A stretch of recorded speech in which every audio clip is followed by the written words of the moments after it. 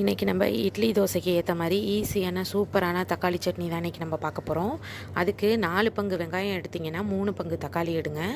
அப்புறம் கொஞ்சோண்டு பூண்டு பல், கடலப்பருப்பு, உளுத்தம்பருப்பு, வரமிளகா அதுக்கு தேவையான அளவு எடுத்துக்கோங்க. காரத்துக்கு தகுந்த மாதிரி ஒரு கடாயில் எண்ணெயை ஊற்றி பெருங்காயத்தை நல்லா கட்டி பெருங்காயத்தை நல்லா பொன்னிறமாக நல்லா வறுத்து எடுத்துக்கோங்க.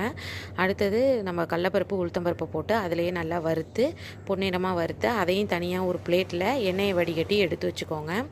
அடுத்தது வெங்காயத்தையும் பூண்டையும் சேர்த்து நல்லா வதக்குங்க. வெங்காயத்தை தக்காளி சட்னிக்கோ சரி மற்ற சட்னிக்கும் சரி வெங்காயத்தை வதங்கும் போது அதில் கண்ணாடி மாதிரி ஒரு பதம் வரும், பார்க்க பளபளன்னு இருக்கும். அந்த ஸ்டேஜில் நம்ம எடுத்துடணும்.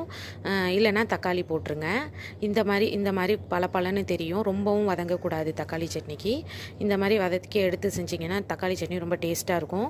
இப்போ எல்லாத்தையும் ஒன்றா சேர்த்து மிக்சியில் அரைச்சி கடுகு மட்டும் தாளித்து கொட்டிக்கோங்க. அவ்வளோதான், ஈஸியான ரெசிபி இது. இந்த பெருங்காயம் சேர்க்குறதுனால வாசனையும் சூப்பராக இருக்கும். ட்ரை பண்ணி